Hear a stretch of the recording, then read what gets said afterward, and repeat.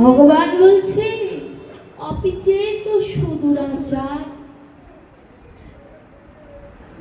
ভজতে মামন্য ভাত সাধু RAB সমন্তব্য ব্যবসিত has. বলছে দুরাচার নয়, সুদূরাচারও যদি একবার আমার ভজন করে আমি তাকে সাধু সাধু বলে পার করে নিই।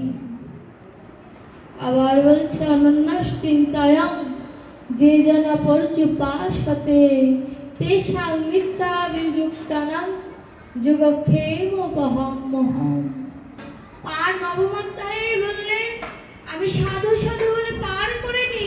আবার 2-3টে শ্লোক পরে আবার বলছে জানো অর্জুন আমি শুধু পার করে নি এটা আমার কাজ নয় গো, আমি যে ভক্তের বোঝাও আমার মাথায় বহন করি।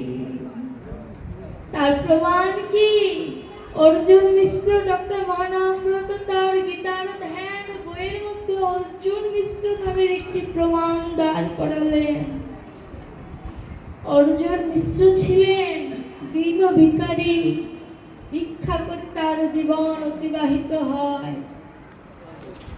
তিনি গীতার ওই শ্লোকটি পড়লেন, অনন্যাশ্চিন্তায়ং এই শ্লোকটি পড়লেন।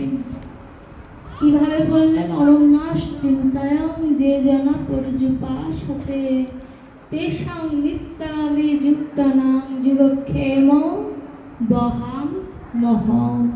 না না না, এ হতে পারে না। ভগবান দান করতে পারে, ভগবান সৃজন করতে পারে, ভগবান কেন ভক্তের বোঝা মাথায় বহন করবে? এটা তো ভগবানের কাজ নয়। বলো না, তিনি ওই শ্লোকটা কলম দিয়ে কেটে দিলেন, কেটে দিয়ে লিখছে দদাম্যহম, অর্থাৎ ভগবান ভক্তকে দান করে। এটা যখন লিখেছে, গীতা তো আমার ভগবানের হৃদয় স্বরূপ, ওই কলমের আঘাতে চাবুকের ন্যায় আমার গোবিন্দের শরীরে ক্ষত বিক্ষত হয়ে গেল, রক্ত ঝরঝর করে পড়ছে।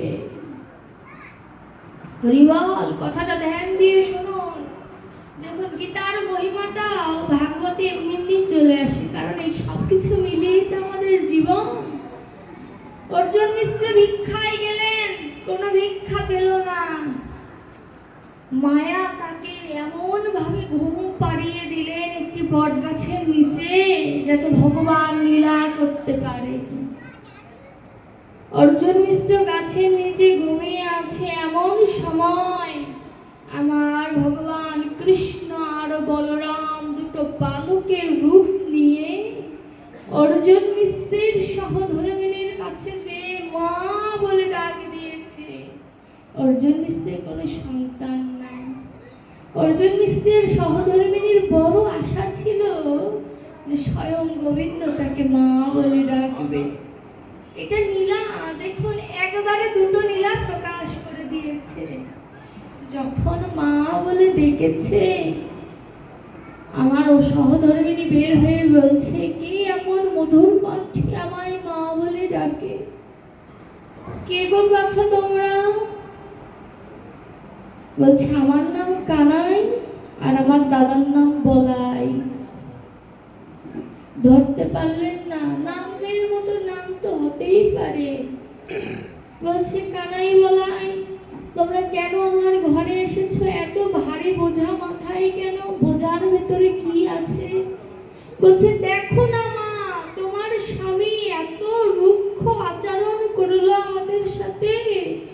আজ রাজার বাড়ি ভিক্ষা করে অনেক ভেট পেয়েছে, ভেট মানে অনেক ভিক্ষা পেয়েছে। আমরা দুই ভাই এত ছোট, আমরা এত বোঝা বইতে পারি? আমরা যখন বলেছি আমরা বোঝা বইতে পারি না, দেখো এই যে আমার পিঠে আঘাত করেছে। পিঠে যখনই দেখিয়ে দিয়েছে, মাকে দেখে রক্ত ঝরঝর করে পড়ছে। মায়ের মন তো বলছে বাবা তোরা একটু বস, তোদের একটু জল দে। ভগবান বললেন মা গো খাবো না, ভক্তের বোঝা বহন করে এত প্রমাণ দিলাম, তারপরেও তোমার স্বামী বিশ্বাস করল না। এই কথাটা বলেছি, বড় ব্যথা দিয়েছে মাকে। মা ঘরে গেলেন জল আনার জন্য, এসে দেখে ভগবান আর নাই। অর্জুন মিশ্র ঘুম থেকে উঠে বাড়ির দিকে এসে সহধর্মিণীকে বলতে যাবে যোগ আজ ভিক্ষা পায়নি, এমন সময় সহধর্মিণী রেগে বলছে, তুমি কেমন মানুষ বলো তো? এই দুটো সন্তান এত ছোট, এরা বোঝা বইতে পারে না বলে তুমি আঘাত করেছো। তুমি না বৈষ্ণব, বৈষ্ণবের তেমন শোভা পায় না, তুমি কাজটি ভালো করো না। অর্জুন বুঝতে বলছে, কই আমি তো কাউকে পাঠাইনি। বলছি সবে মাত্র দুটো ছেলে দিয়ে গেল, এই দেখো কত শাক সবজি, তন্ডুল ডাল, কত কিছু দিয়ে গেছে দেখো।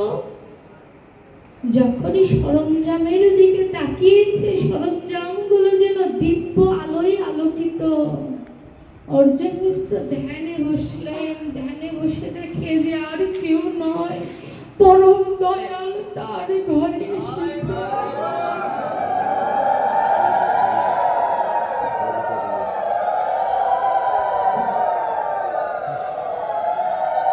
পরম দয়াল কার কাছে এসেছে? সহধর্মিণীকে বলছে, গো তুমি বলতে পারো আমার ভগবান কোথায় দাঁড়িয়েছিল? যে আর কেউ নয়, স্বয়ং ভগবান এসেছিল। তোমার কত জন্মের স্বীকৃতি রয়েছে, তুমি ভগবানের মুখে মা ডাক শুনেছ। আমায় বলতে পারো ভগবান কোথায় দাঁড়িয়েছিল? দেখিয়ে দিল, এখানে আমার গোবিন্দ দাঁড়িয়েছে। আর আমরা কোথায় দেখাবো? এই তো আমার গোবিন্দ দাঁড়িয়ে আছে। যার যার ভাব নয়নে দেখে নাও, হয়তো সত্যি সত্যি আমার রাধা গোবিন্দ এখানে যুগল হয়ে দাঁড়িয়ে আছে, দেখতে পাচ্ছি না। অর্জুন মিশ্র কি করলেন?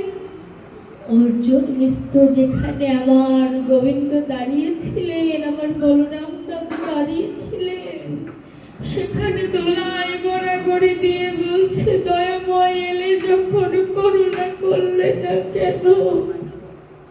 তুমি যখন এলে আমার ঘরে, তুমি কেন আমাকে করুণা করলে না দয়াময়? ওই দোলায় গড়াগড়ি দিয়ে কাঁদছে আর বলছে, আমি তো তোমার কাছে সরঞ্জাম চাইনি, যদি দিতেই হতো এমন দেওয়া আমায় দিতে যেন তোমার সাথে আমি লীন হয়ে যেতে পারতাম, এমন দেওয়াই আমাকে দিতে। তোমার কাছে এই জগতের কিছু চাইনি প্রভু।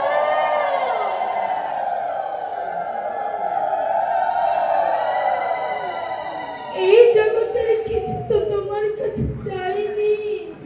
সহধর্মিণীকে বলছো, গো তুমি আমার সামনে দাঁড়াবে, তুমি যে আমার ভজনের গুরু হয়ে গেলে, আজ তোমার কারণে ভগবানের চরণ ধুলিটুকু তো পেলাম, ভগবানের চরণ তার পেলাম না। তুমি আমার সামনে দাঁড়াও, আমি তোমায় একটা প্রণাম করি। সহধর্মিণী বলছে, ওগো তুমি তো আমার স্বামী, তুমি আমায় প্রণাম কেন করবে? বরং তুমি ভগবানকে ঠাকুর ঘরে যেয়ে জিজ্ঞাসা করো না, ভগবানের পিঠের মধ্যে কিসের এত বড় বেত্রাঘাতের চিহ্ন ছিল, একটু জিজ্ঞাসা করো না ভগবানকে। আমি তো জ্ঞানহীন, আমি প্রশ্ন করলে ভগবান উত্তর দেবে না, তুমি একটু জিজ্ঞাসা করো না। আমার ভগবান যে বড় কষ্টে আছে। ডক্টর মহানন্দ যে লিখতে গিয়ে বললেন, আহারে অর্জুন মিশ্রের বউ বুঝতে পারলো ভগবান কষ্টে আছে, আর আমরা ভগবানের থেকে সৃষ্টি, আমরা বুঝলাম না ভগবান আমার কষ্টে আছে। ঠাকুর ঘরে যেয়ে দেখি আজ অচল মূর্তি সচল হয়ে গিয়েছে, গোবিন্দ আমার কাছে আর বলছো, রে আমি যে ভক্তের বোঝা বহন করি তার একটা প্রমাণ দিয়ে গেলাম, তোর ঘরের সরঞ্জাম আমি তোকে দিয়ে গেলাম। যখনই ভগবানের বিগ্রহ থেকে এই আওয়াজ এসেছে, ভগবান দ্রুত গীতার শ্লোকটি পুনরায় আগের মতো লিখে দিলেন, আর জীব জগৎকে বলছো রে জীব দেখে নাও আমার ভগবান ভক্তের বোঝা বহন করে। আমার ভগবান ভক্তের জন্য কতটা নিচে নামতে পারে একবার দেখে নাও। যদি নয়ন থাকে দেখার মতো, এমন দয়াল আর পাবে না। এই বিশ্ব ব্রহ্মাণ্ডে অনেক দয়াল আছে যারা দয়া করতে পারে, কিন্তু আমার ভগবানের মতো দয়ালু বিশ্ব ব্রহ্মাণ্ডে আর একজন নয়। তিনি যে প্রতীক পাবন, তিনি পতিতকে উদ্ধার করবে বলে এই ধরাধামে এসেছে। কখনো বলা হলো না যে দয়াময় এই বিশ্ব ব্রহ্মাণ্ডে তো তুমি অনেক পতিত উদ্ধার করেছো, যেমন জগাই, মাধাই, চাপাল, গোপাল। আমি যে তাদের থেকেও অধম। তারা তো কৃষ্ণ নাম শুনে তোমার চরণ জড়িয়ে ধরেছিল, কিন্তু আমার তো সেই কৃপাটুকু ভাগ্যে হলো না।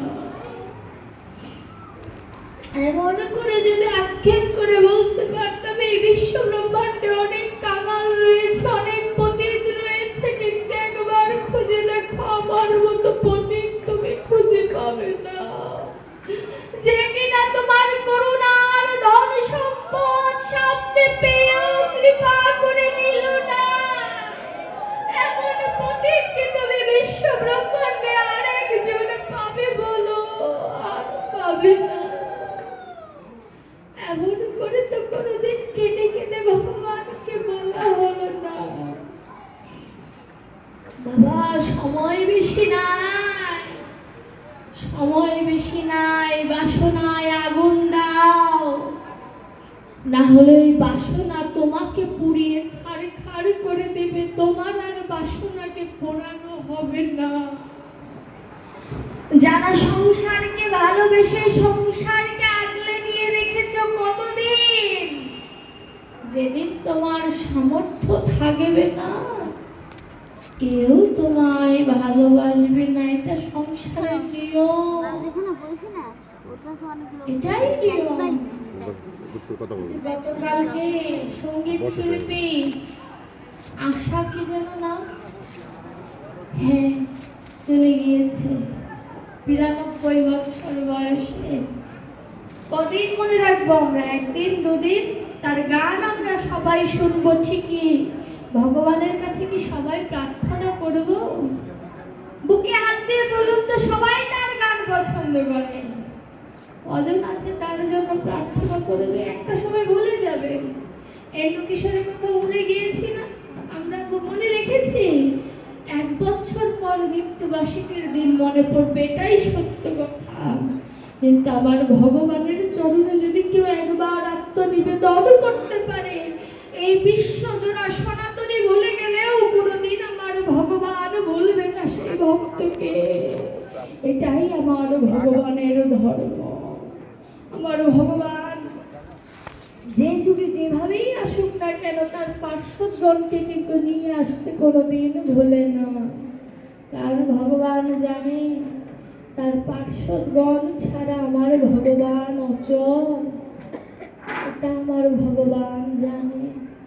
তাই তো আমার ভগবান পঞ্চতত্ত্বকে সাথে নিয়ে এবারও নদীয়াতে এসেছে। কোথায় সেই পঞ্চতত্ত্ব? যদি বলি নাই, আছে, এখানেই আছে। জগৎবন্ধু সুন্দর বললেন, শ্রীখোল অদ্বৈত করতাল নিত্যানন্দ ভক্তি শ্রীবাস প্রেম গদাধর, যেই নাম সেই আমার গৌরচন্দ্র।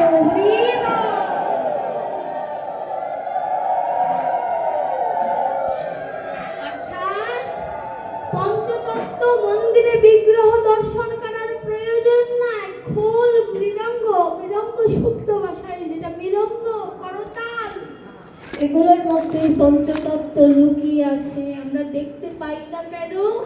দেখার মতো নয়ন নাই, কলুষ নয়নে যায় না গোবিন্দ দেখা।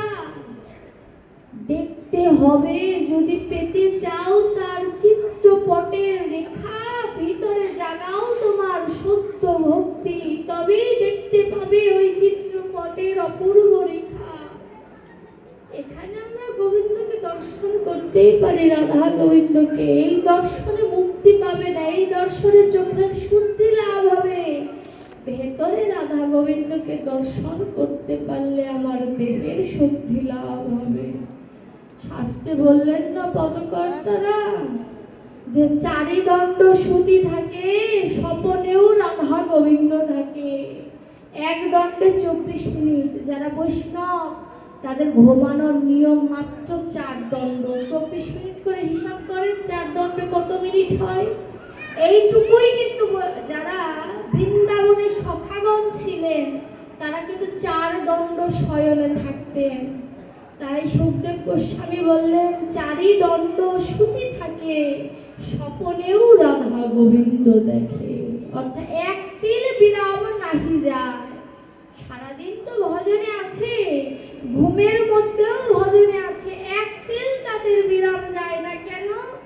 কারণ ওই যে এক তিল বিরাম ভয় পায় তারা যদি আর ভাগ্যে না হয়। কিন্তু আমাদের কি ভয় আছে? আমরা কি কোনো ভয় পাই? কোনো ভয় পাই না। এই ভয় পাই না বলেই তো আজ আমাদের ধর্মের এমন দশা। যদি ভয় পেতাম তবে ধর্মের এমন দশা হতো না।